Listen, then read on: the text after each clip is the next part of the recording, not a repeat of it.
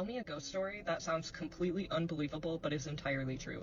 I debated for a long time on if I even wanted to tell this story because, quite frankly, every time I tell it, it just creeps me out all over again. So I kind of try to just not think about it.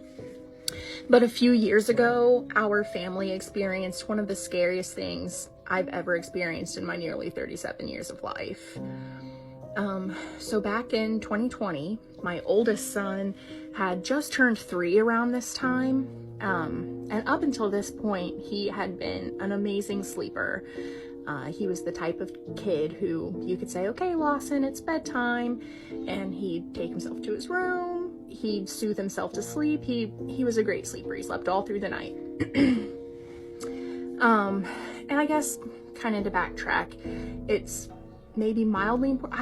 I don't know how big of a role this doll really plays into the story, or if she's just a coincidence, but I had received a doll from an aunt that had been passed down in my family. Originally, it belonged to my great-great-grandmother and kind of cycled through every girl in our family. Everybody hates this doll. It's also important to note. Everybody always claimed that this doll is haunted. I didn't know how much I really believed that. Yes, it's creepy because it's an old creepy doll. And I'll see if I can find a picture of it and post it at the end of this video. But when it ended up with us, my oldest son did love this doll, played with it all the time, talked to it all the time. And not long after he started interacting with this doll, did all of this happen. So anyway, one night he has a terrible nightmare. He's screaming, crying, won't go back to sleep, needs me or my husband with him. So I go to him, I lay down with him in his room, and I'm like, it's okay, buddy, you know, I'm here, I'm gonna lay with you, I'll be with you tonight, you don't have to be scared. And the whole time I'm laying with him, trying to get him to go back to sleep, he is like staring over my shoulder off into the corner of his room. And I go to turn my head to see what he's staring at, and he stops my face with his hands. He's like, no, mommy, don't look at him. He's really scary. So I'm like, all right, let's go lay down in my bed. So I carry him and all of his things. We go lay down in my bed. And he's still just not very settled, still seems really shaken up. I'm like, buddy, you're in mommy and daddy's bed, you're safe now, it's fine, let's go back to sleep.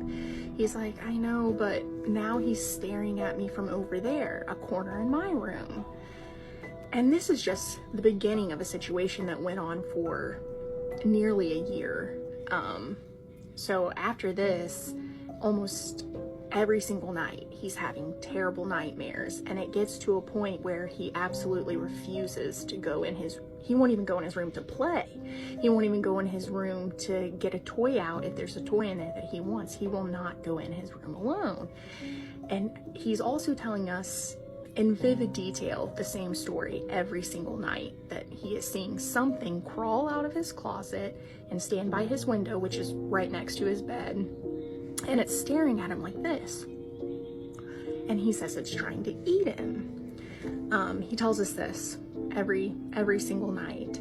And this goes on for months and months. We're all exhausted. None of us are sleeping well because of this.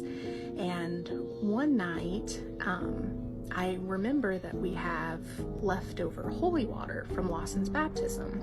So I'm like, you know what? We don't have anything to lose at this point. So I sprinkle it around his room. I create like a whole barrier around his bed, basically, just to see what happens. Like I said, we had nothing to lose at this point. And believe it or not, he actually slept better that night. But my youngest son, who was just a baby at the time, he has a horrible night sleeping. He's up screaming, seems scared, creeped out, whatever. And then the next day, when I have to take Lawson to preschool, he refuses to go. And typically he loved school at this time, but he refuses to go because he does not want his baby brother left alone. He is terrified and makes me promise that I won't leave his baby brother alone in his bedroom. I have to be with him all day. And I have to promise him, like, buddy, he's gonna be okay. I'm gonna be with him the whole time. He won't be left alone. Like, everything's gonna be okay.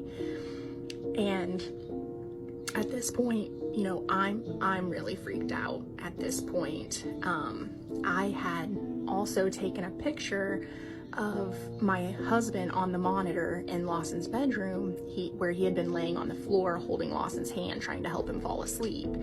And I didn't notice it until after I took the picture, but you can see like the shadow of a hand or a claw like holding my husband's shoulder as he holds Lawson's hand, trying to help him fall asleep. And I'll post that picture too, but that, even just thinking about it, gave me the worst chills, like just to my core, freaked me out. This was also around the time that filter was trending on TikTok, where people were kind of walking around their house with this filter, and then if the temperature changed colors, that was supposed to show you if your house was haunted or not. And so of course I'm like, oh, just for shits and giggles, let's see what pops up on here. I take it in Lawson's bedroom, not seeing anything. So then I take it into the closet where he always says he's seeing this thing come out of, and of course it lights up like a Christmas tree. And I try to rationalize it away, but at this point, like I said, we are all just so creeped out.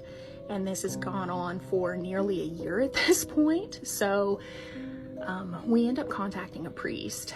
And, you know, he's telling us that sometimes dark spirits or evil things can attach themselves to objects. He's asking us, you know, if we brought anything new into the house. I mentioned the doll.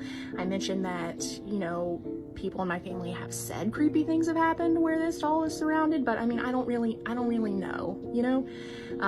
So he does recommend me giving him the doll so that he can dispose of it properly. So we make arrangements to do that. And then he asked me if Lawson is calling this thing by any specific name. And I'm like, he is actually. He calls this thing Baal.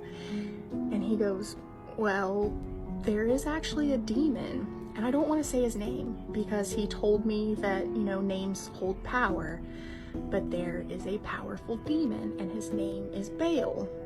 And he has like a thing for firstborn male children, all of this stuff. And it creeped me out so bad, learning the information about this demon.